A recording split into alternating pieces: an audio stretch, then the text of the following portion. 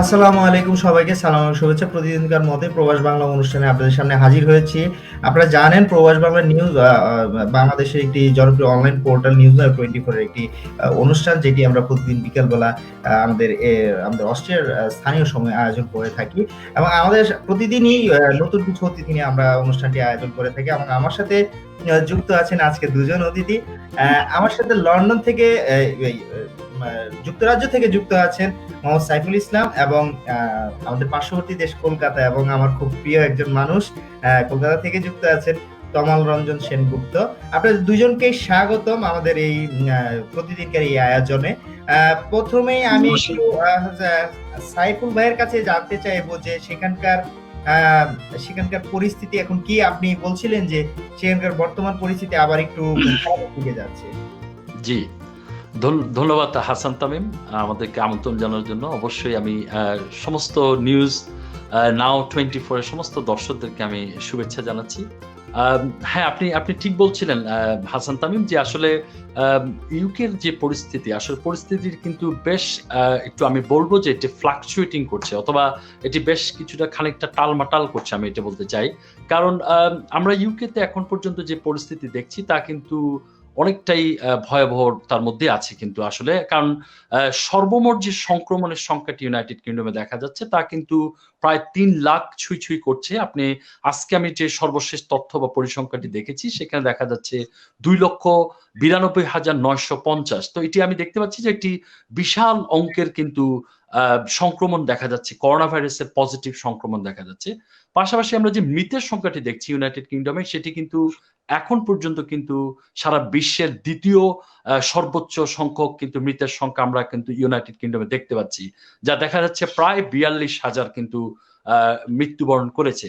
এবং আজকে যে সংখ্যাটি দেখছিলাম হাসান তামিম, আমি আপনাকে যেরকমটি বলছিলাম যে এই সপ্তাহটিতে আমরা আশা করছিলাম যে হয়তো ইউনাইটেড কিংডমে যে মৃতের সংখ্যাটি, হয়তো সেই সংখ্যাটি বা সংক্রমণের সংখ্যাটি একটু ভালোর দিকে যাবে বলে আমরা খুবই আশাবাদী ছিলাম। এবং গত যে উইকেন্ড ছিল শনিবার এবং রবিবার, সঙ্গত কারণে এখানে হয়তো ডেথ রেজিস্টারটি আপডেট করা হয় না, যার কারণে হয়তো এখানে সংখ্যাটি খুব কম দেখায়। বাট আমরা গত রবিবার দিন দেখতে পেয়েছিলাম সংখ্যাটি ছিল 55, যেটি আমাদের সবার মনে একটি স্বস্তির বাতাস নিয়ে এসেছিল। কিন্তু সংখ্যাটি সোমবারের পর থেকে কিন্তু আবার বাড়ছে। যেমন মঙ্গলবার কিন্তু সংখ্যাটি ছিল 286, বুধবারে আবার আমরা দেখলাম 245, এবং গতকাল দেখেছিলাম সংখ্যাটি আবার একটু কমে এসেছিল 151।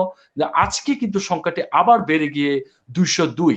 বা যে জিনিসটা হাসান তামিম আমি বলতে চাচ্ছি যে এখানে যে সংক্রমণের যে সংখ্যা, যে করোনা ভাইরাসের যে পজিটিভ সংক্রমণ হচ্ছে, সেটি কিন্তু সেই মাত্রায় কমছে না।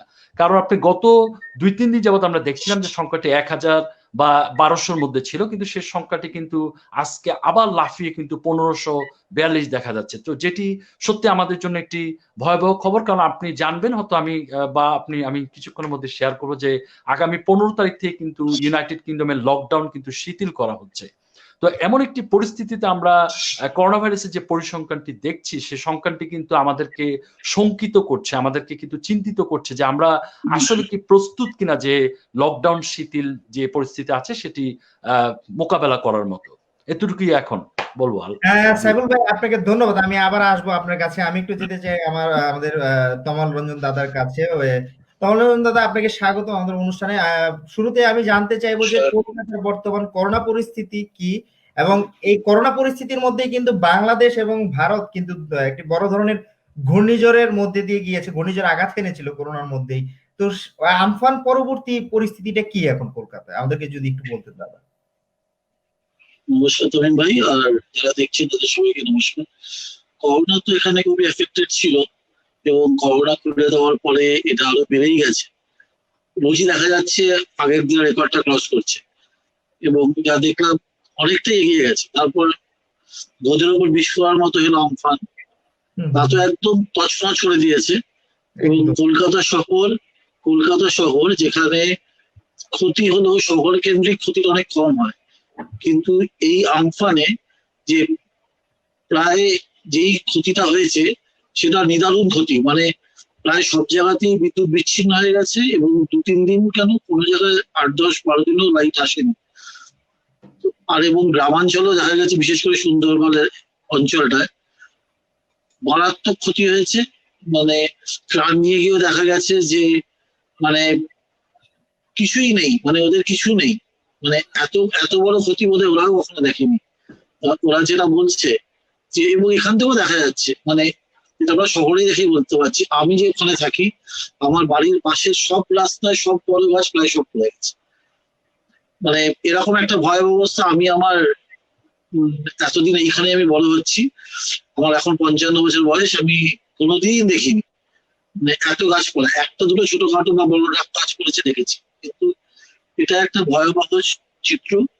এবং আমাদেরও, আমি যে স্কুলে পড়তাম সেখান থেকে কিছু ত্রাণে যাওয়া হয়েছিল সুন্দরবনের সাগরে, তারপর এই এদিকেও, তারপর বিভিন্ন জায়গায়, এখানে বনগাঁর দিকে, মশলানপুর দিকে।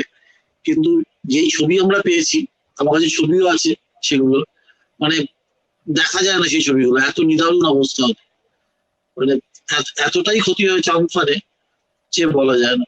মানে মনে হচ্ছে করোনার চেয়েও এখানকার লোক বলছে এখন আমরা করোনা ভুলে গেছি, আমফান এতটাই বড় ক্ষতি করে দিয়েছে। কিন্তু করোনারও তো এফেক্টের বা মৃত্যু দিন দিন ভারত বেড়েই চলেছে, জানিনের শেষ হতো এই ছবি। না কিন্তু দাদা, সেখানকার পরিস্থিতি আমরা যেটা দেখছি যে পুলিশ কিন্তু খুব সতর্ক। মানে আমরা অনেকগুলো ভিডিওতে দেখলাম করোনা মোকাবেলায় কিন্তু পুলিশ কিন্তু অনেক সতর্ক ভূমিকা পালন করছে এবং সামাজিক দূরত্ব যাতে বজায় রাখা যায় সেই সেই ব্যবস্থা পালন করছে। কিন্তু সেখানকার লোকজন কিরকম সচেতন দাদা? আমরা দেখতে পাচ্ছি যে অনেক সময় আমাদের দেশের লোকজন কিন্তু অনেক সময় সচেতন হয় না যে পুলিশ বা আমাদের আইন শৃঙ্খলা বাহিনী কতটুকু সচেতন করবে। তবে সেখানকার লোকজনের সচেতনতা কেমন দেখছেন? প্রশাসন তো নিজের মতো করেই যাচ্ছে, সবই ভালোই করছে, কিন্তু সচেতনতা আবার দুরকম। কোনো কোনো জায়গায় মানুষ যথেষ্ট সচেতন, আর কোনো কোনো জায়গায় মানুষ আবার বলছে ও এমন কিছু একটা গুরুত্বপূর্ণ নয়। হ্যাঁ, এটা তো বয়স্কদের হয় বা একদম বাচ্চাদের হয়, বা যদি ইমিউনিটি থাকে তাদের হয়, অতএব এরা তো ডেথ থ্রেটনিং অত নেই। এটা মিশ্র প্রতিক্রিয়া ক্রিয়া। কিন্তু মোটামুটি সার্বিকভাবে লোকে একটু ভয় পেয়ে আছে, কিছু অংশ তো একটু রেকলেস হয় বাজার এলাকাগুলো, বা এখানে বসতি এতটাই ঘনত্ব, এটা তো ইউকে এর মতো না যে অনেক, বা ইউরোপিয়ান কান্ট্রিদের অনেক জনসংখ্যা, জমির তুলনায় জনসংখ্যা অনেক কম, এখানে জনসংখ্যাটা অনেকটাই বেশি, হয়তো বাংলাদেশও সেরকমই।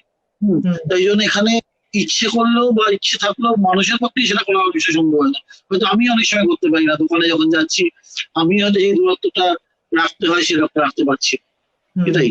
তার মানুষ বেশ ভয় পেয়ে আছে, বেশ ভয় পেয়ে আছে। এবং এই লকডাউনটা খুলে দেওয়ার পরে, লকডাউনটা না খুলে হয়তো উপায় ছিল না, কারণ এটা তো একটা দরিদ্র দেশ, অতএব এই ব্যাপারটা মারাত্মক চাপ পড়েছে। আমাদের এখানে যা টিভি স্ট্যাটিস্টিক্স বলছিল, মে মাসেই ভারতবর্ষে চাকরি আছে 12 কোটি, এটা তো খুব একটা ছোটখাটো সংখ্যা নয়। হ্যাঁ, খুবই বড় একটা আর সংখ্যা। প্রচন্ড খারাপ অবস্থা। অতএব এবার তো না খেয়ে মরে যাবে। প্যান্ডেমিকে এতে যা হচ্ছে, তো মানুষ ছোটখাটো ব্যবসা, চাকরি প্রায় সব বন্ধ। একটা ছোট ব্যবসায় কত পুঁজি থাকে, একটা যারা প্রাইভেট সংস্থায় চাকরি করে কত টাকা মায়না পায়, মাসের প্রায় মায়না হচ্ছে না, সবই বসে গেছে। তো এই জন্য শুনতেই হয়েছে, কিন্তু খোলার পরে আরো ভয়াবহতা বেড়ে গেছে। এরপর যা এটা সরকার তো স্টেপ নিচ্ছে, মানুষও যথেষ্ট সচেতন, কিন্তু বললাম যেহেতু এই দেশে জনসংখ্যা অত্যন্ত বেশি, না, এই জন্য আমি নিয়ে চিন্তা করি যে বাংলাদেশ বা বিশেষ করে দরিদ্র দেশগুলো বা মানে যে যে দেশগুলো আসলে মানে জনসংখ্যা বেশি, সেই দেশগুলোতে কিন্তু সামাজিক দূরত্ব বজায় রাখাটা কিন্তু খুবই কষ্টকর। যেটি আমি ঢাকার ক্ষেত্রে বলি, আমি কিন্তু ঢাকায় আমি আমার বন্ধু বান্ধব বা আমার আত্মীয় স্বজনকে বলি বাংলাদেশের মতো জায়গায় সামাজিক দূরত্ব বজায় রাখা কিন্তু খুবই একটি কষ্টকর ব্যাপার। এবং আরেকটি বিষয়, এসব দেশে যদি লকডাউন বেশি থাকে তাহলে কিন্তু নিম্ন আয়ের মানুষ বা মধ্যবিত্ত মানুষগুলো কিন্তু খুব বেশি ক্ষতিগ্রস্ত হবে, যেটি কিন্তু আমরা দেখতে পাচ্ছি। যদিও সরকার, প্রত্যেকটি দেশের সরকার চেষ্টা করছে, তারপরেও কিন্তু মানুষকে কতদিন এভাবে খাওয়াবে, সেটা হচ্ছে কি বড় বিষয় দাদা, আমি যেটা মনে করি। দাদা আমি আবার আপনার কাছে আসবো, আমি একটু সাইফুল ভাইয়ের কাছে যেতে চাই। সাইফুল ভাই, ইউকে তে কিন্তু আমাদের মানে আমরা কিন্তু অফিসিয়ালি প্রচুর বাঙালি আক্রান্ত হয়েছে, প্রচুর বাঙালি মারাও গিয়েছে আমরা শুনেছি। এখন বাঙালিদের অবস্থা কি, বাংলা কমিউনিটির অবস্থা কি, এখন পরিস্থিতি কি? জি হাসান তামিম, ধন্যবাদ। আসলে ইউকেতে বাংলাদেশি বা আমরা আসলে কতজন মৃত্যুবরণ করেছেন বা মৃতের সংখ্যাটি কি রকম সেটা নিয়ে কিন্তু সবার মধ্যে একটি টানা দোটানা ছিল। তো এরকম একটি পরিস্থিতি কিন্তু আমরা গত 1 জুন কিন্তু পাবলিক হেলথ অফ ইংল্যান্ড, যারা এখানকার স্বাস্থ্য মন্ত্রণালয়, তারা এখানকার যারা এথনিক মাইনরিটি আছেন, যারা এথনিক কমিউনিটির আছেন, তাদের একটি পরিসংখ্যান রিপোর্ট, প্রায় 89 পাতার একটি রিপোর্ট কিন্তু তারা প্রকাশ করেছে, যেটির মাধ্যমে আমরা কিন্তু আসলে দেখতে পেয়েছি যে এই দেশে বাংলাদেশি যারা আছেন তাদের মধ্যে দেখা গেছে প্রায় 182 জন কিন্তু মৃত্যুবরণ করেছেন সেই রিপোর্টটি অনুযায়ী। তো সেই রিপোর্টটি অনুযায়ী যা দেখা যাচ্ছে যে আসলে এখানে যারা সাদা বা মেইন স্ট্রিম যারা আছেন, যারা ইংলিশ অরিজিন আছেন, তাদের যে সংখ্যা এবং তাদের যে মৃতের সংখ্যা, সেই শতকরা সংখ্যাটি যদি আমরা দেখি, সেই পার্সেন্টেজ অনুযায়ী কিন্তু এখানে বাঙালি যারা আছেন, বাংলাদেশি যারা আছেন, তাদের মৃতের সংখ্যা কিন্তু প্রায় দ্বিগুণ। তো আমি যেটা বলবো যে এখানে যারা এথনিক মাইনরিটি আছেন তাদের মধ্যে কিন্তু একটা ভালো করোনা ভাইরাসের ফ্যাটালিটি কিন্তু দেখা গিয়েছে। এবং আপনাকে আমি আরেকটি বিষয় জানিয়ে রাখতে চাই যে এখানে কিন্তু আমাদের একজন প্রখ্যাত ডাক্তার, যিনি হ্যামারস্মিথ হসপিটাল বা আপনার রমফোর্ড হসপিটালে ছিলেন, তিনিও কিন্তু মৃত্যুবরণ করেছেন, যার মৃত্যুটি কিন্তু ব্রিটেনের সমস্ত মেইন স্ট্রিম মিডিয়াগুলোতে কিন্তু এসেছে। তার এই মৃত্যুটার মাধ্যমে কিন্তু আমরা দেখতে পাচ্ছি যে কি রকম ভয়াবহতা দেখা গিয়েছে। পাশাপাশি আমি আরেকটি বিষয় জানাতে চাই যে লন্ডনে বাংলাদেশি অধ্যুষিত যে এলাকা, সেটিকে বলা হচ্ছে টাওয়ার হ্যামলেটস। এই বড়াটি কিন্তু লন্ডন, সিটি অফ লন্ডনের ঠিক নেক্সট বড়াটি কিন্তু টাওয়ার হ্যামলেটস। সেই বড়াতে যিনি বড়ার মেয়র, তিনি কিন্তু বরিস জনসন সাহেবের কাছে কিন্তু একটি চিঠি পাঠিয়েছেন। সেখানে তিনি বলেছেন যে কেন এত বাংলাদেশি মানুষজন মৃত্যুবরণ করছেন সেই বিষয়ে যাতে একটি তার একটি যাতে তারা ইনভেস্টিগেশন করে বা তদন্ত করে কেন এই পরিমাণ বাংলাদেশি মারা যাচ্ছেন। তো সেই তথ্যটার সাথে কিন্তু আমরা যে পাবলিক হেলথের যে রিপোর্টটি দেখলাম তার কিন্তু প্রতিফল আমরা দেখতে পেয়েছি, যেখানে প্রায় 182 বাংলাদেশি মৃত্যুবরণ করেছে। আপনি জানবেন যে আমাদের দ্বিতীয় যে বেশি বাংলাদেশি অধ্যুষিত এলাকা যে নিউহাম অথবা আপনার বার্মিংহাম সিটিতেও কিন্তু অনেক বাংলাদেশি কিন্তু মৃত্যুবরণ করেছেন বলে আমরা খবর পেয়েছি। তবে একটা সোসাইটির মধ্যে একটি কথা আছে, হয়তো অনেকেই করোনা ভাইরাসের কারণে বা চিকিৎসার কারণে বা বিভিন্ন কারণে হয়তো তারা মৃতের খবরটি হয়তো গোপন রেখেছেন, অথবা খবরটি ওইভাবে আসেনি, বা আত্মীয় স্বজন যেহেতু লকডাউনের কারণে যোগাযোগ নেই, সে কারণে কিন্তু অনেক মৃতের সংখ্যা কিন্তু আমরা হয়তো দেখতে পাইনি। বাট যাই হোক, সরকারি হিসাব অনুযায়ী আমরা দেখছি যে এখানে প্রায় 182 জন মৃত্যুবরণ করেছে। পাশাপাশি আপনি জানবেন যে বাংলাদেশ অধ্যুষিত এলাকায় কিন্তু অনেক কেয়ার হোম আছে, যে কেয়ার হোম গুলোতে কিন্তু অনেক বাংলাদেশি যারা বয়োবৃদ্ধ মানুষ, যারা 60 মানুষ, তারা কিন্তু সেখানে থাকছেন। তাদের মধ্যে কিন্তু অনেকে মৃত্যুবরণ করেছে, যে খবরটি হয়তো সরাসরি হয়তো মিডিয়াতে বা সরকারি পরিসংখ্যানে হয়তো আসেনি। সেই দিক থেকে আমি বলবো যে এখানে বাংলাদেশের যে মৃতের সংখ্যা বা মৃতের পরিমাণ সেটি অবশ্যই একটি খারাপ পর্যায়ে আছে। বাট আমরা সবাই সতর্ক থাকার চেষ্টা করছি। আমরা এখানে বাঙালি যারা আছি আমরা সবাই সবার সাথে একটি যোগাযোগ ব্যবস্থা বা যোগাযোগ করার আমরা একটা চেষ্টা করছি, যাতে আমরা এই ভয়াবহতা থেকে বেঁচে থাকতে পারি। তো এটুকু আমি বলবো, কারণ ইংল্যান্ডে আরেকটি বিষয় দাদা যেমন বলছিলেন যে অবশ্যই ভারত এবং বাংলাদেশের যে চিত্র তা কিন্তু প্রায় আমরা জানি যে একই চিত্র, ঘনবসতিপূর্ণ দেশ। কিন্তু ব্রিটেনের মতো জায়গা যেখানে আপনার স্বভাবতই কিন্তু ঘনবসতিপূর্ণ নয়, কিন্তু এমন একটি দেশেও কিন্তু যে এরকম 42,000 মৃতের সংখ্যা যে আমরা দেখছি, এটি কিন্তু আমাদেরকে সত্যি কিন্তু চিন্তিত করেছে। আমাদের এত উন্নত চিকিৎসা ব্যবস্থা বা এই ধরনের উন্নত ব্যবস্থার মাঝেও যে এরকম ভয়াবহতা দেখা গেছে, সেটি কিন্তু সত্যি সবার মধ্যে একটি চিন্তার কারণ হয়ে দাঁড়িয়েছে। হাসান তামিম, ধন্যবাদ সাইফুল ভাই। আমি একটু দাদার কাছে যাব যে দাদা, আপনি যে যে যে জায়গায় অবস্থান করছেন সেখানকার মৃতের সংখ্যা কেমন দেখতে পাচ্ছেন এবং আক্রান্তের সংখ্যা কেমন, আমাদেরকে যদি একটু জানাতেন আপনার। আমি তো দমদম এয়ারপোর্টের দিকে থাকি, বিমানবন্দরের কাছে থাকি। তো এখানে এখন তো টেস্ট চলেই, যেহেতু টেস্টটা বেড়েছে, তাই মোটামুটি আমি যেমন অনেক বড় জায়গা জুড়ে হতো, এখন মোটামুটি খবর পাওয়া যাচ্ছে যে এখানে পাওয়া গেছে। এবার কিছুটা যেমন সত্যি, কিছুটা গুজাবো, কিন্তু আগের চেয়ে তো অনেকটাই বেড়েছে। এবং প্রতিদিনই আমরা এখানে মিডিয়াতে দেখছি, প্রতিদিনই বলছে গত দিনের সর্বাধিক রেকর্ড হলো, মানে আক্রান্তের সর্বাধিক রেকর্ড হলো। মৃত্যু এখন অনেকটাই বেড়ে গেছে ভারতবর্ষে বা কলকাতা পশ্চিমবঙ্গে। সেটাই, এটাই ছবি। মানে এখন অনেকটাই বেড়ে গেছে, খুলে যাওয়ার পরে আরো বেড়ে গেছে। না, আমরা এটি অনেক অনেক জায়গায় দেখতে পাচ্ছি যে যে বাংলাদেশেও কিন্তু আমার পরিচিত অনেকে মারা যাচ্ছে। ইদানিং কালে আমি দেখছি যে বাংলাদেশে যখন খবর দেখছি বা খবর পাচ্ছি, আমার বন্ধু বা আমার শিক্ষক অনেকেই কিন্তু করোনা ভাইরাসে আক্রান্ত হয়ে মারা গিয়েছে। এখন কিন্তু আসলে যদি সাইফুল ভাই আপনি আমার সাথে একমত হন, নর্মালি আমরা যেটা দেখেছি ইটালিতে বলেন বা ইউকে তে বলেন বা স্পেনে একটা পিক পজিশনে ছিল, পিক থেকে কিন্তু তারপর ডাউনওয়ার্ড পজিশনে গিয়েছে, যেটি কিন্তু আমরা করোনা ক্রাইসিসের সময় যেটি আমরা আমরা যেটি নিয়ে সবচেয়ে বেশি আলোচনা করেছি। হয়তোবা এখন ভারত এবং বাংলাদেশ হয়তো পিক পিক পজিশনে আমরা হয়তোবা ধারণা করতে পারি, হয়তোবা আস্তে আস্তে এটি কমতে পারে আর কি, আমার কাছে যেটি ধারণা মনে হয়। এখন পরিস্থিতিটা এরকমই দেখা যাচ্ছে। সাইফুল ভাই যদি আপনি একটু বলতেন। বাংলাদেশের পরিস্থিতিটি আসলে যদি আমি একটু এখান থেকে আসলে আমরা যা খবর পাচ্ছি বা আমরা নির্ভরযোগ্য সূত্রগুলোতে যা দেখতে পাচ্ছি যে আসলে বাংলাদেশ বা ভারতের যে করোনা ভাইরাসের যে আমরা রূপটি দেখতে পাচ্ছি সেই রূপটি কিন্তু ওয়েস্টার্ন ইউরোপ বা আপনার এখানকার ইউরোপ বা আমেরিকার সাথে কিন্তু কিছুটা তফাৎ দেখা যাচ্ছে। কারণ বাংলাদেশের যে সংক্রমণটি সে সংক্রমণ কিন্তু আমি একটি খুব নির্ভরযোগ্য সূত্রতে দেখেছি যে বাংলাদেশের সংক্রমণের সংখ্যা কিন্তু এখন প্রায় ৪র্থতম দেশে এসে কিন্তু বাংলাদেশ পৌঁছেছে। তো আসলে বাংলাদেশ এবং ভারতের মতো এরকম রাষ্ট্রগুলো কিন্তু আমাদের যে আর্থিক অবস্থান বা আমাদের যে রাষ্ট্রীয় ব্যবস্থা বা আমাদের যে সার্বিক যে সামাজিক ব্যবস্থা সেখানে কিন্তু সামাজিক দূরত্ব বজায় রাখা বা শারীরিক দূরত্ব বজায় রাখা যেটা আমরা বলি না কেন সেটা কিন্তু বাংলাদেশ এবং ভারতের মতো রাষ্ট্রে কিন্তু বেশ হিমশিম খেতে হচ্ছে। এবং পাশাপাশি আমরা দেখছি যে যেহেতু অধিকাংশ মানুষ সেখানে কিন্তু দিনমজুর বা তারা কষ্ট করছেন, তারা দিনে এনে দিনে খাচ্ছেন বা এরকম পরিস্থিতির মধ্যে যাদের আয় রোজগার কিন্তু বন্ধ হয়ে গিয়েছে আসলে তারা কিন্তু একটি ভয়াবহতার মধ্যে কিন্তু আছেন। তাদের এই ভয়াবহতার কারণে তারা কিন্তু বেরিয়ে আসছেন। এবং বাংলাদেশের যে চিকিৎসা ব্যবস্থা আমি বলবো যে বাংলাদেশে কিন্তু ইউনাইটেড কিংডমে কিন্তু আপনি জানবেন যে গত মাস থেকে কিন্তু প্রায় 200,000 টেস্টিং এর কিন্তু ব্যবস্থা করা হয়েছে প্রায় প্রতিদিন।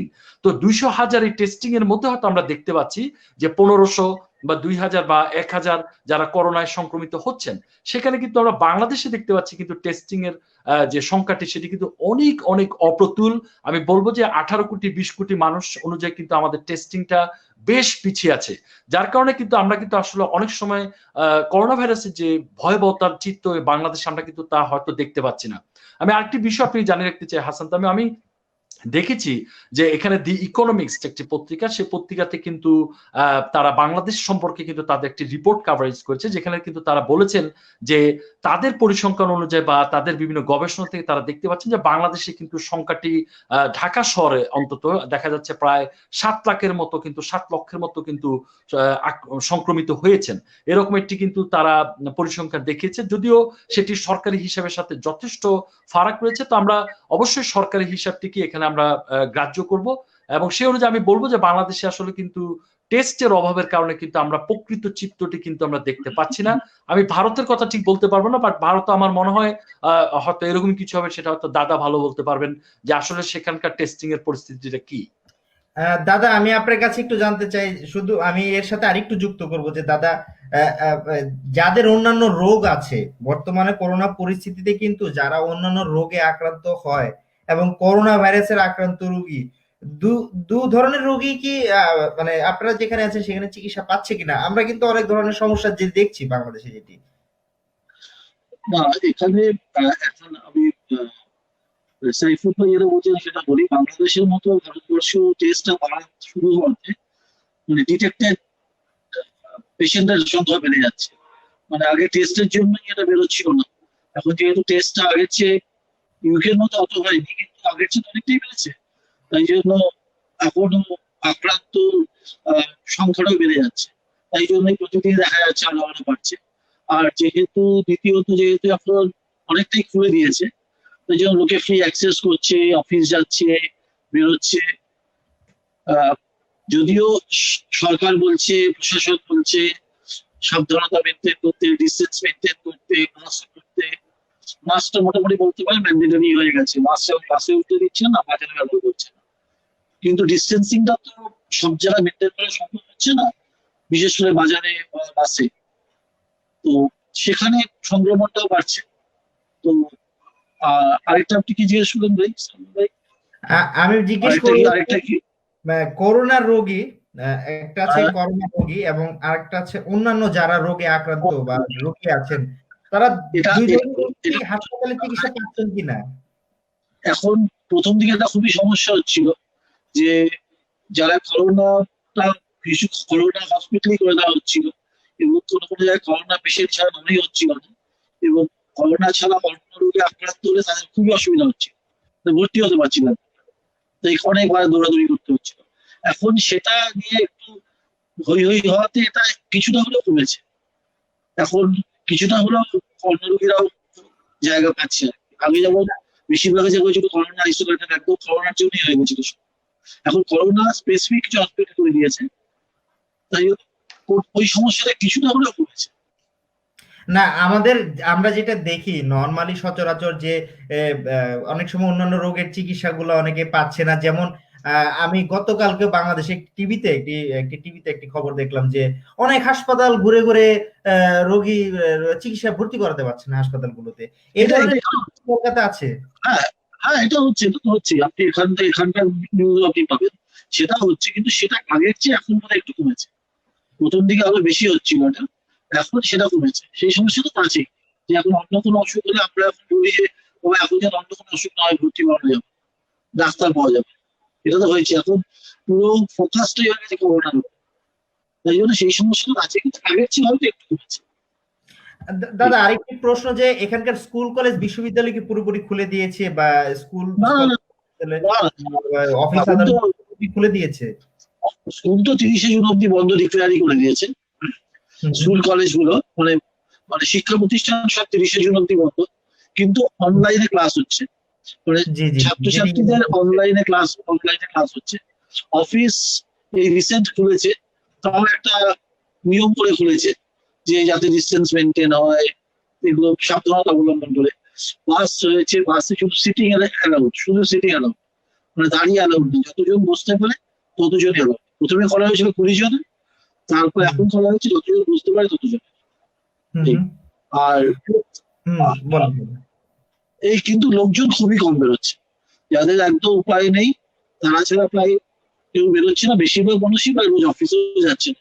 যেমন আমি গতকাল গেছিলাম, আজকে গেলাম না, কাল যাবো, মানে রেগুলার বেসিস অফিসটাও সেটাও মানুষের মধ্যে এত হয়ে গেছে, যাচ্ছে না। আমি যাবো, গতকাল গেছিলাম, আজকে অফিস যাইনি, আগামীকাল যাবো।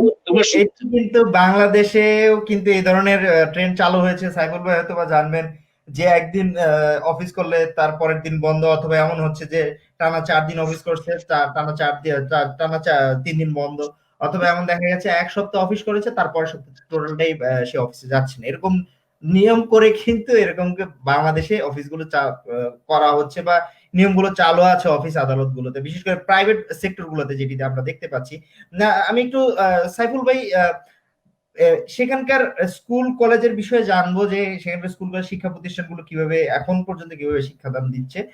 আরেকটি বিষয় সাইফুল ভাই, সরকার থেকে যে সাহায্যগুলো দেওয়া হচ্ছে, আমরা জানি যে ওই লন্ডনে কিন্তু, বা ইংল্যান্ডে, বা বিশ্ব লন্ডনেই আমি বলি যে অনেক অবৈধ বাংলাদেশি থাকেন, এটা আমরা বিভিন্ন জায়গা থেকে সূত্র থেকে খবর পেয়েছি। তাদের ক্ষেত্রে নাকি অনেক ধরনের সমস্যা হচ্ছে। তো সেই ক্ষেত্রে সাহায্য সহযোগিতাটা কিভাবে দেওয়া হচ্ছে, বা সরকার থেকে কোনো কিছু করা হচ্ছে কিনা, সাইফুল ভাই যদি আমাকে বলতেন। আপনি একটি সুন্দর প্রশ্ন করেছেন। আসলে এটি কিন্তু বাইরের দেশে একটি খুবই গুরুত্বপূর্ণ প্রশ্ন। কারণ যারা আমরা অপেক্ষাকৃত ভালো আছি তারা হয়তো আছি আমরা, কিন্তু যারা আসলে এই দেশে, আমি ঠিক অবৈধ না বলে আমি একটু বলবো যে আনডকুমেন্টেড যারা আছেন, তারা আসলে এই দেশে একটি ভয়াবহ পরিস্থিতির মধ্যে আছেন। আমি সেই প্রসঙ্গটিতে যাওয়ার আগে একটি বিষয় বলতে যাচ্ছি, সেটি হচ্ছে যে চিকিৎসার ব্যাপারটিতে আমরা এখানে যেটি দেখতে পাচ্ছি যে আসলে ইউনাইটেড কিংডমে কিন্তু সমস্ত হসপিটাল এবং সমস্ত ডাক্তার, যেগুলোকে জেনারেল প্র্যাকটিস যেগুলো বলা হচ্ছে, জিপি সেন্টার, সবগুলোতে কিন্তু খুব প্রয়োজনীয় যদি না হয় তাহলে কিন্তু তারা আসলে ফোনের মাধ্যমে তারা করছেন, বা ফোনের মাধ্যমে তারা হয়তো সেগুলো অ্যাপয়েন্টমেন্ট গুলো করছেন, এবং এইভাবে তারা কিন্তু সেবা দেওয়ার চেষ্টা করছেন। আর যারা করোনার রোগী আছেন বা যারা করোনা আক্রান্ত সিম্পটমে আছেন তাদেরকে কিন্তু আলাদাভাবে চিকিৎসা দেওয়া হচ্ছে। সেটি আমি হয়তো জেনে থাকবো যে পৃথিবীর সব জায়গাতে হয়তো সেভাবে দেওয়া হচ্ছে। বাট যে চিকিৎসার কথাটি আপনি বলেছেন, যে যারা এখানে আনডকুমেন্ট আছে, সেই তাদের জন্য কিন্তু একটি ভয়াবহ চেহারা বা চিত্র কিন্তু আমরা ইউনাইটেড কিংডমে কিন্তু দেখতে পাচ্ছি। কারণ আপনি জানবেন যে এখানে যারা অধিকাংশ বাংলাদেশি বা বাঙালি যারা আছেন তারা হয়তো বিভিন্ন কারি শিল্পের সাথে তারা সংযুক্ত থাকেন বা তারা বিভিন্ন এই ধরনের কাজগুলো তারা করেন। যারা আনডকুমেন্টেড আছেন তারা হয়তো অনেক সময় এই ধরনের ক্যাশ ইন হ্যান্ড যেটাকে বলা হয়, হয়তো এই ধরনের কোন একটি কাজ তারা করে হয়তো তাদের জীবন জীবিকাটি নির্বাহ করার চেষ্টা করছেন। কিন্তু আপনি হয়তো জানবেন যে এখানে যে সরকারি যে এনএইচএস ন্যাশনাল হেলথ সার্ভিস, সেখানে কিন্তু আপনার ডকুমেন্টেশন যদি না থাকে তাহলে কিন্তু আপনি সেই চিকিৎসাটা কিন্তু নিতে পারছেন না। সেক্ষেত্রে আমি অবশ্যই ধন্যবাদ জানাবো বাংলাদেশ হাই কমিশনকে। বাংলাদেশ হাই কমিশন কিন্তু এই ব্যাপারে একটি ভালো উদ্যোগ গ্রহণ করেছে। তারা কিন্তু একটি 24/7 একটি হেল্পলাইন নাম্বার তারা কিন্তু চালু করেছে, যে যারা এখানে বাংলাদেশি ব্রিটিশ বাংলাদেশি যারা ডক্টর আছেন তাদেরকে নিয়ে একটি ভলেন্টিয়ারলি কিন্তু তারা একটি টিম গঠন করেছেন, যে টিমের মাধ্যমে তারা কেউ যদি করোনা আক্রান্ত হয়ে থাকেন বা এই ধরনের কোনো গুরুতর কোনো রোগে আক্রান্ত হয়ে থাকেন, হয়তো তারা সরাসরি হসপিটালে চিকিৎসা যদি নিতে নাও পারেন, সেক্ষেত্রে কিন্তু তারা পরামর্শটি নিতে পারছেন বাংলাদেশ হাই কমিশনের এই হেল্পলাইনের মাধ্যমে। তারা হয়তো সেই ডাক্তাররা তাদের সিমটম জানছেন, শুনছেন, তাদেরকে সে অনুযায়ী চিকিৎসকরা পরামর্শ দিচ্ছেন। পাশাপাশি এখানে যে এমার্জেন্সি সিস্টেমটা আছে আপনি জানবেন হয়তো এএনই যেটাকে বলা হয় অ্যাক্সিডেন্ট এন্ড এমার্জেন্সি, সেটা কিন্তু সবার জন্যই উন্মুক্ত। তো তারা যারা আছেন অবৈধ বা যারা আনডকুমেন্টেড এখানে আছেন তারা হয়তো সেখানে গিয়ে চিকিৎসা নেওয়ার হয়তো একটি চেষ্টা করছে। বাট ওভারঅল যে সিচুয়েশনটি আছে এখানে, যে আনডকুমেন্টেড যারা আছেন তারা কিন্তু বেশ কষ্টের মধ্যে আছেন, কারণ তাদের থাকা খাওয়া এবং তাদের যে ওভারঅল যে তাদের যে চলাফেরা সেটি কিন্তু একটি বিশাল মানে ভয়াবহতার মধ্যে কিন্তু তারা আছেন। পাশাপাশি আপনি জানবেন যে প্রবাসী যারা এখানে থাকেন, আনডকুমেন্টেড যারা আছেন, তাদের পাঠানো অর্থ দিয়ে হয়তো অনেক সময় কিন্তু বাংলাদেশে অনেক সময় অনেকগুলো পরিবার কিন্তু চলে। তারা এমন একটি পরিস্থিতি আছেন যে পরিস্থিতি আসলে করোনা ভাইরাসের কারণে তাদের আত্মীয় স্বজন বা তাদের পরিজন বা পরিবারের কারোর কাছে কিন্তু তারা যেতে পারছেন না। হয়তো এই ক্ষেত্রে আমরা জানবো যে কেউ হয়তো যারা আনডকুমেন্টেড আছেন তারা হয়তো বিভিন্ন আত্মীয় স্বজনের কাছ থেকে বিভিন্ন সময় সাহায্য সহযোগিতা পেয়ে থাকেন, কিন্তু করোনা ভাইরাসের কারণে সামাজিক দূরত্ব বা শারীরিক দূরত্বের কারণে কিন্তু তারা সেই সুবিধাটা কিন্তু পাচ্ছেন না। তারা হয়তো বিভিন্ন চ্যারিটি সংগঠনগুলোর সাথে যোগাযোগ করছেন, চ্যারিটি সংগঠনগুলো তাদেরকে হয়তো ফুড খাওয়া বা তাদের চিকিৎসার হয়তো কোনো জিনিসপত্র হয়তো তাদেরকে দিচ্ছেন। বাট আমরা যারা এখানে আছি, যারা এখানে সমস্ত সংগঠনের যারা ব্যক্তিবর্গ আছেন, তারা এখান থেকে আইনজীবী সংগঠন, পেশাজীবী সংগঠন হতে সবাই মিলে কিন্তু একটি পিটিশনের আমরা কিন্তু চেষ্টা করছি, যেটাতে বরিস জনসন সাহেব কিন্তু একসময় বলেছিলেন তার রাজনৈতিক একটি ঘোষণাতে যে হয়তো তিনি আনডকুমেন্টেড যারা আছেন তাদেরকে হয়তো একটি বৈধতা হয়তো তিনি দিতে পারেন। তো আমরা চেষ্টা করছি সেই পিটিশনের মাধ্যমে সবাই সেখানে সংযুক্ত হয়েছি। আমরা জানাচ্ছি যে আপনি জানবেন হয়তো যে 100,000 উপরে যদি একটি পিটিশনে যদি সবাই সাইন করে তখন কিন্তু ব্রিটিশ পার্লামেন্টে বিষয়টি উত্থাপিত হয়, অনেক সময় আলোচিত হয়। তো আমরা খুব একটা বেশি আশাবাদী নয়, বাট আমরা চেষ্টা করে যাচ্ছি এই বিষয়ে আমাদের যার লেভেল থেকে করার সেভাবে আমরা করার চেষ্টা করে যাচ্ছি। অনেক সুন্দর কিছু তথ্য আপনার মাধ্যমে যারা দেখছে এখন লাইভটি তারা কিন্তু এই তথ্যগুলি পেয়েছে এবং তারা তথ্যগুলি পেয়ে কিন্তু অনেকে উপকৃত হবেন, যে আপনারা কিন্তু আনডকুমেন্টেড যারা তাদের জন্য কিন্তু কাজ করে যাচ্ছেন। অনেক অনেক ধন্যবাদ।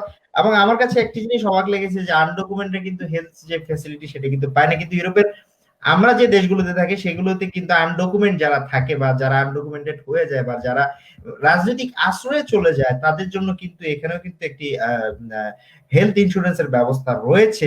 এই বিষয়টি আমি যতটুকু জানি। তো আজকে আপনার কাছ থেকে শুনলাম, আমরা আশা করব যে সেখানে বাঙালি যারা রয়েছেন আনডকুমেন্টেড, ইতালির মতো বা অন্যান্য দেশের মতো তাদেরকেও যাতে বৈধতা দেয়, সেই বৈধতা দিলে অনেক বাংলাদেশি উপকৃত হবে, সেটি আমার প্রত্যাশা।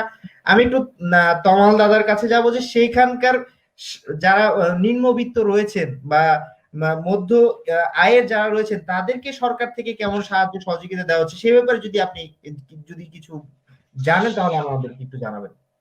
এখান থেকে তো সরকার থেকে তো সব ত্রাণ দেওয়া হচ্ছেই, তাছাড়াও বিভিন্ন সংস্থা, বিভিন্ন ক্লাব সংস্থা, স্কুল, এনজিও সবাই মিলেই কিন্তু প্রথমে করোনার জন্য ত্রাণ দেওয়া হচ্ছিল। এখন আমফান হওয়াতে আমফানের মতো ত্রাণ কিন্তু এখান থেকে শুধু সরকার বলে নয়, সরকার ছাড়া বেসরকারি মানে স্কুলের, আমি যে স্কুলে পড়তাম সেই স্কুল থেকেও আমরা করোনার সময় প্রায় 600 পরিবারকে আমরা খাবার দিয়েছিলাম 1 মাস করে। তারপর আমফানে আমাদের 2-3 জায়গায় যাওয়া হয়েছে, সুন্দরবন যাওয়া হয়েছে, ফ্রেজারগঞ্জ যাওয়া হয়েছে, আবার সুন্দরবন যাওয়া হবে, সাগরে যাওয়া হয়েছে। তারপর মশলা বনগার ওদিকে খুব এফেক্টেড জায়গা, সেখানে যাওয়া হয়েছে।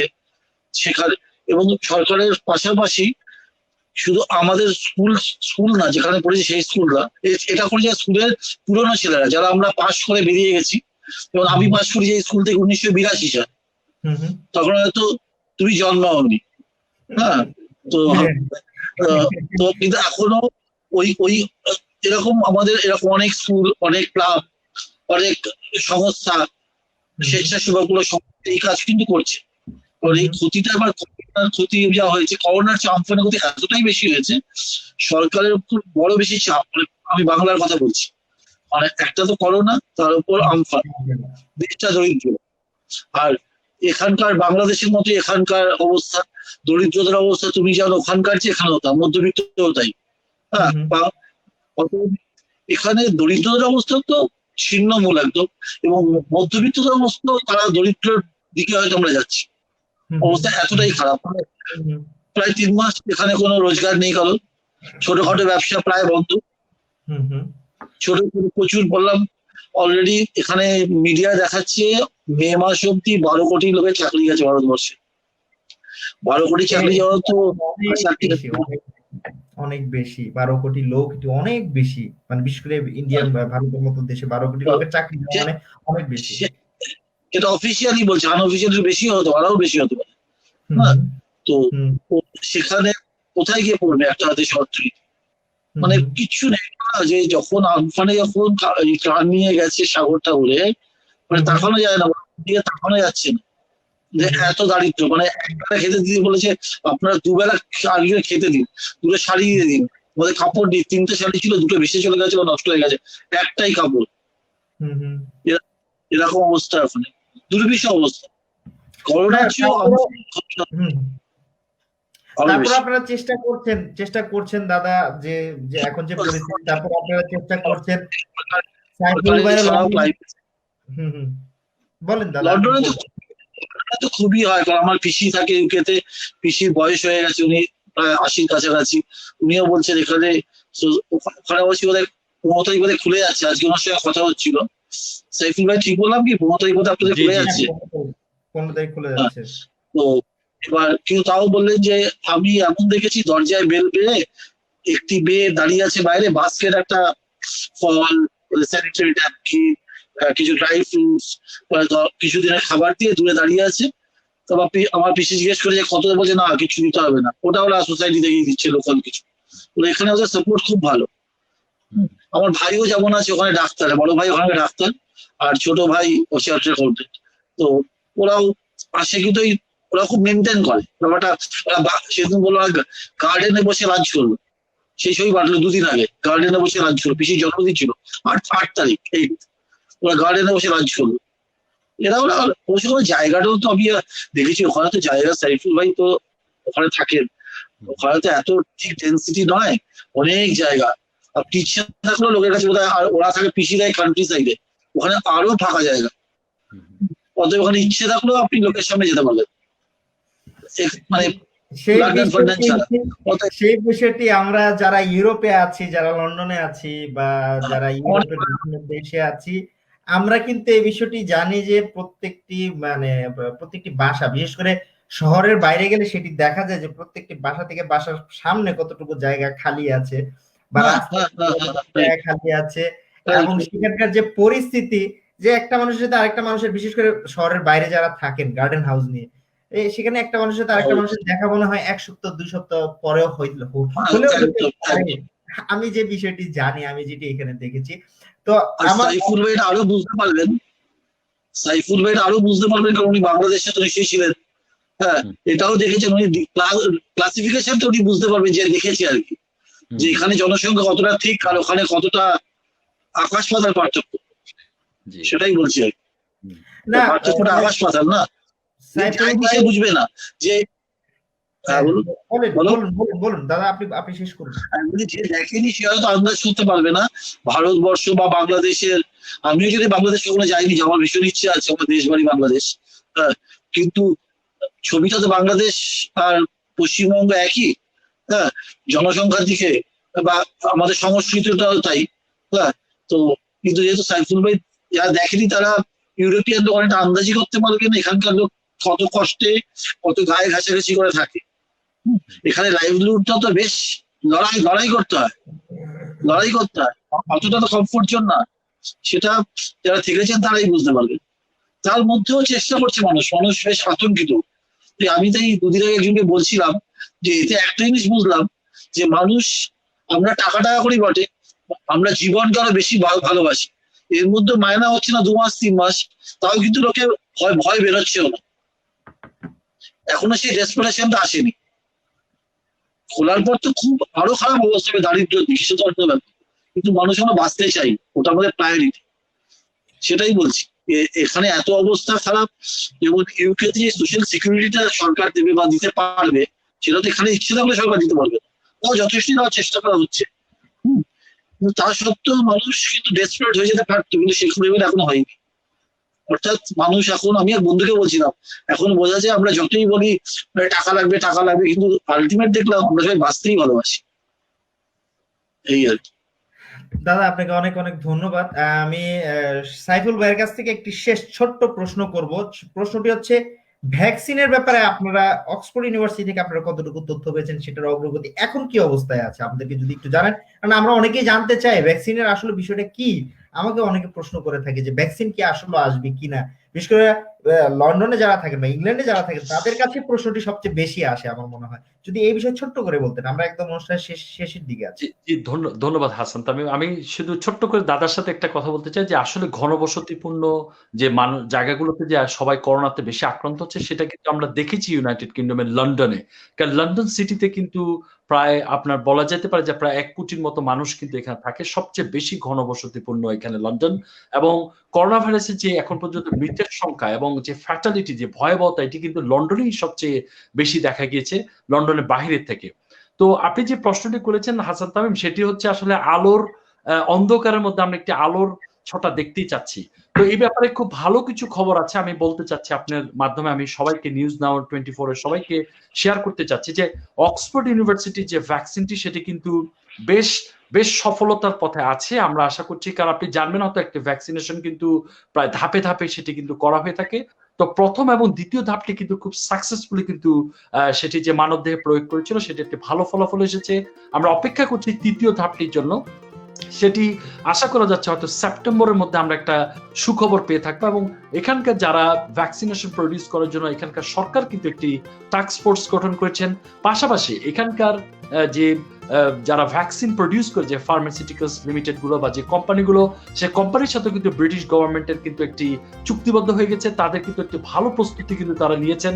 প্রায় 2 কোটি ভ্যাকসিনেশন তারা প্রডিউস করার জন্য কিন্তু প্রস্তুতি নিয়েছেন। এবং তারা এটিও জানিয়েছেন যে এটি খুব সুলভ মূল্যে হয়তো তারা চেষ্টা করবেন যে ইউরোপ হতে শুরু করে নিম্ন উন্নত বা নিম্ন আয়ের যে দেশগুলো আছে সেখানেও কিন্তু সেই ভ্যাকসিনেশনটি পৌঁছে দেওয়ার জন্য তারা কাজ করছেন। এবং আমরা জানবো যে ভারতেরও একটি কিন্তু ভ্যাকসিনেশন যারা কাজ করেন, যারা প্রডিউস করেন, তেমন একটি কোম্পানির সাথে কিন্তু ব্রিটিশ সরকারের কিন্তু একটি চুক্তি হচ্ছে। আমরা জানছি যে সেখান থেকেও কিছু প্রডিউস করার ব্যাপারে তারা পরিকল্পনা করছেন। পাশাপাশি গতকাল বা গত পরশুদিন আমি দেখছিলাম যে ইম্পেরিয়াল কলেজ তারাও কিন্তু কম্পিটিশন করে কিন্তু ভ্যাকসিনেশন প্রডিউস করতে যাচ্ছে। এবং তারা বলছেন যে তাদের ভ্যাকসিনেশনটি আরো চিপ হবে হয়তো অক্সফোর্ড ইউনিভার্সিটি থেকে। বাট এখন পর্যন্ত দৌড়ে কিন্তু অক্সফোর্ড ইউনিভার্সিটি এগিয়ে রয়েছে। তাদের যে ভ্যাকসিনেশনের ফলাফল এবং তার পেছনে যিনি মূল কারিগর, তিনি কিন্তু সারা, আপনি জানবেন যে তিনি কিন্তু ইতিপূর্ব ইবোলা এবং তিনি সার্সেরও কিন্তু ভ্যাকসিনেশনটি খুব সাকসেসফুলি তিনি করতে পেরেছেন। তো এই জন্য আমরা খুবই আশাবাদী, আমরা অপেক্ষমান যে অগাস্ট অথবা সেপ্টেম্বরের মধ্যে একটি ভালো খবর আমরা পাবো। সেক্ষেত্রে কিন্তু সেটি আগামী বছরের প্রথম দিকে হয়তো আমরা পেয়ে থাকবো। এতটুকু আমার কাছে আছে এখন। আপনাদের দুজনকে অনেক অনেক ধন্যবাদ। সাইফুল ভাই আপনাকেও ধন্যবাদ এবং তমাল দাদাকে অনেক ধন্যবাদ আমার সাথে যুক্ত হবার জন্য। এবং সাইফুল ভাই, বিশেষ করে কলকাতা কিন্তু আমার খুব প্রিয় একটি শহর। আমি যদি আবার কখনো যাই, আমি প্রথমে বা আমার মাতৃভূমিতে যাওয়ার পরে আমি প্রথমে কলকাতা যাব। সেটি হচ্ছে মানে কলকাতা আমার খুব ভালো লাগে, আমি জানি না কেন ভালো লাগে, আমি শহরটিকে আমার খুব পছন্দ হয়েছে। এটি কিন্তু আমি দাদাকেও বলেছি যে কলকাতা শহরে আমি কিন্তু 3-4 বার গিয়েছি এবং দাদার সাথে খুব কাকতালীয় ভাবে আমার পরিচয়, এবং সেই পরিচয় কিন্তু এখন খুব ঘনিষ্ঠ পরিচয় আছে এবং খুব ঘনিষ্ঠ সম্পর্ক হয়েছে। তো আপনারা দুজন ভালো থাকবেন, সুস্থ থাকবেন। আমি দর্শকদের কাছ থেকে বিদায় নিয়ে নিব।